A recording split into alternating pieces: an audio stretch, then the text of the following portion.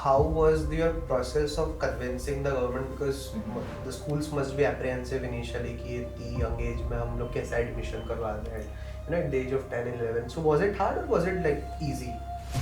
It wasn't easy at all. If it went smoothly, I could have given 10th at the age of 10. But it took us 1 year to convince the state government. First we met the Rajyapal, then the CM, and then eventually we got the permission. And that was the most struggling phase of my life, even my parents. We used to go from Indore to Bhopal every single day and sit at the offices of our government with my files and my potential, show them that I can do this. My parents have heard a lot that no, this is not possible, she cannot do this, and many things, but they didn't give up. That's why I'm here today, and everything that I am today is because of them. Hi, this is Anshul, one of the expert counselors at Renaissance Global, and today I'm with a young Indian scholar, Tanishkaa Sujit, who has made headlines for her academic achievements in India. She has completed her 10th at the age of 11 and 12th at the age of 12, which is amazing. And now, by the age of 15, she has successfully cleared her Bachelor's of Arts as well at the age of 15, and now finally, at the age of 19, she'll be wrapping up with her Master's.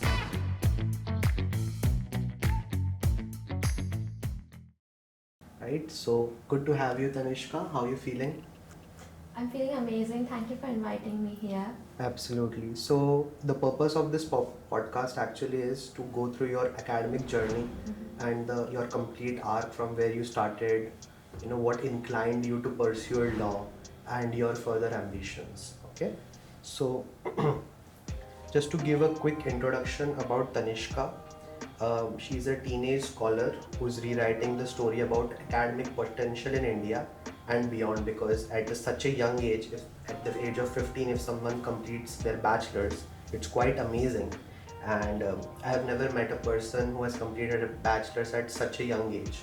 So how was it even possible for you and your mom to convince our government that some child can expedite their education process, specifically in the schooling? तो वो कैसे किया आपने?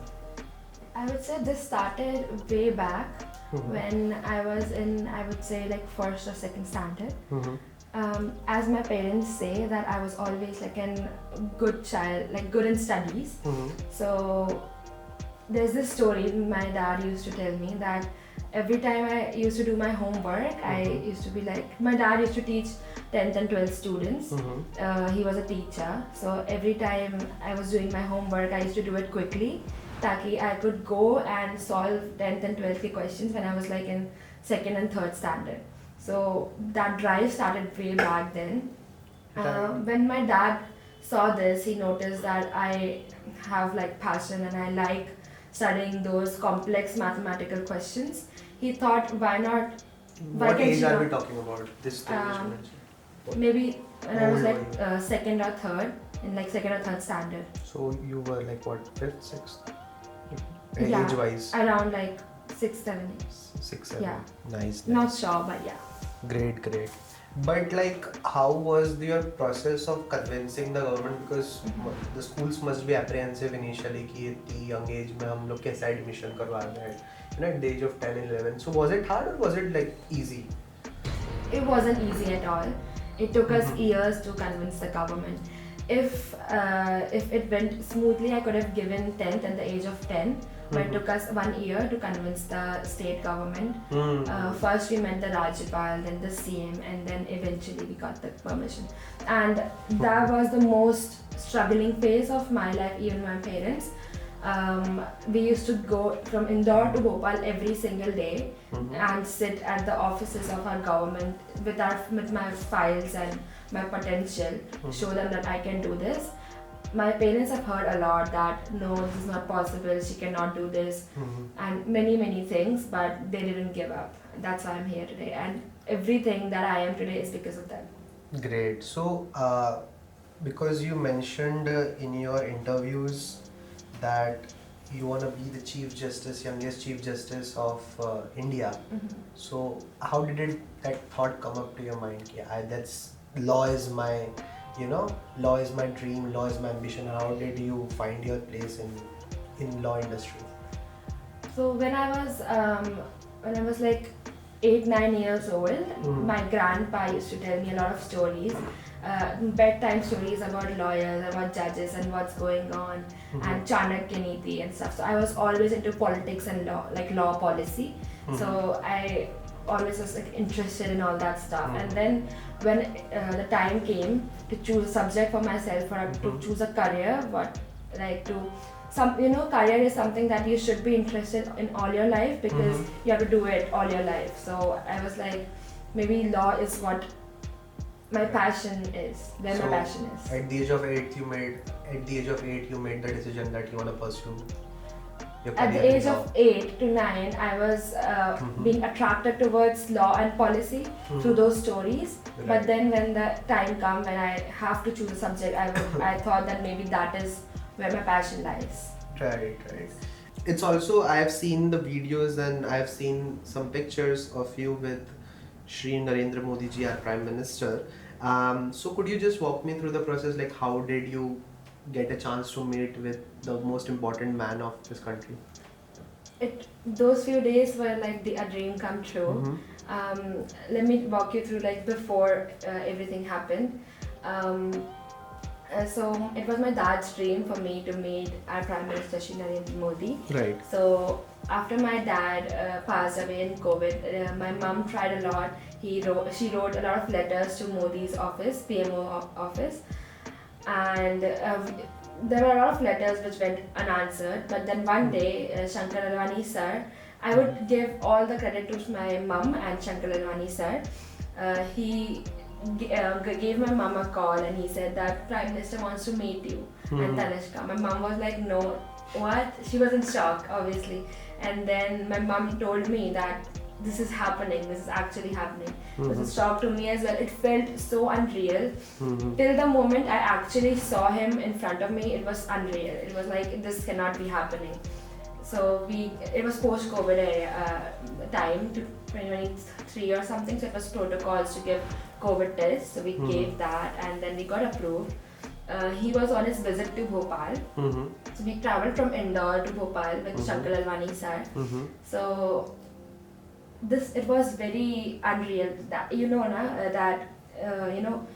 big offices, they have this rally of cars going with sounds, red and blue light on the top, all that. So that was, my car was in between and there were like 5 cars like that. I was feeling like I'm an important person. All the I felt like I'm a very important person. NSG was there. Yeah, it was so unreal. And then we went to the venue where we were supposed to meet the Prime Minister. And there was this room, a sofa here and 2 sofas there. Me and my mum, we sat in the middle sofa. So the officers came, Prime Minister's officer came, and they were like they were so humble. Every one of them, they were so humble, they were so kind. They were just standing and they were like trying to say something. My mum was like, क्या हो गया, कुछ हो गया, हमने कुछ गलत करा. They were like, sorry ma'am, but है ना, आपको उधर बैठना पड़ेगा क्योंकि यहाँ पे सर बैठेंगे. We stood up in that second. We stood up like, oh my god, we sat in his sofa, and then we sat there. We were waiting for a while, and then there was movement. It was like peace, and then there was movement, and then we knew that he's coming. The tiger's coming.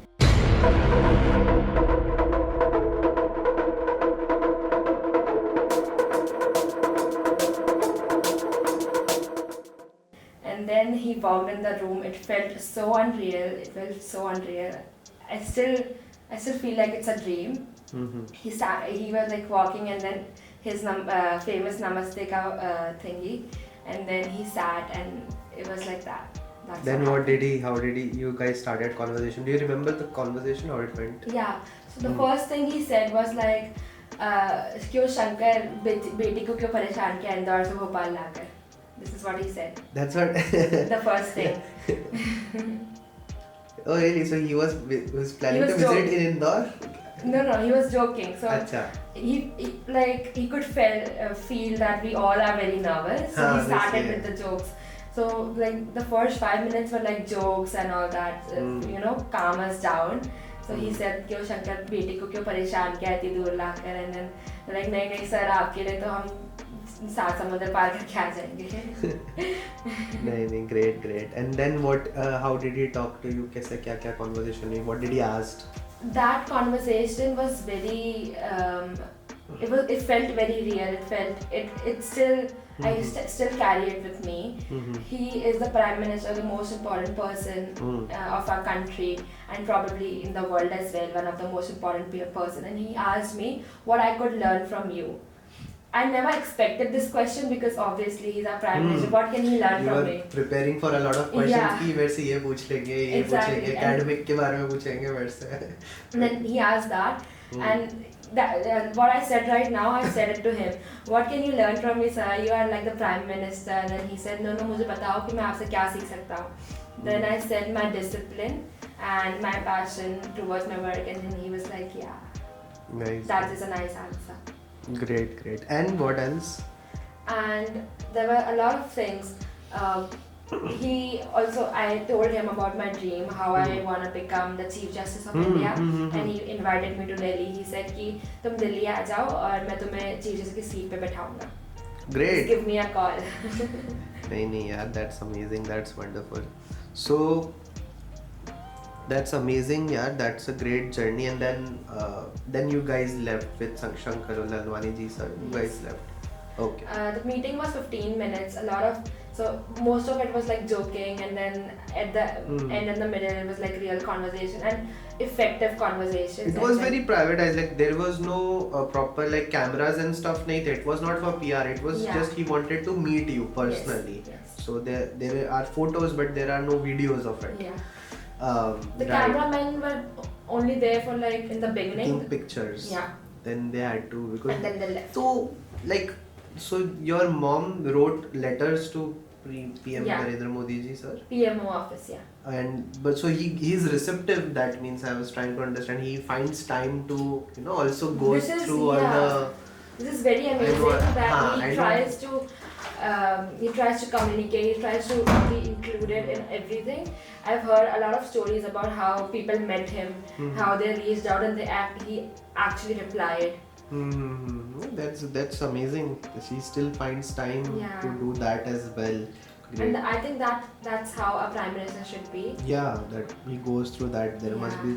Did he mention during the conversation that I got so many letters from your mom and then I want to meet you? No. He didn't mention that. Okay, nice.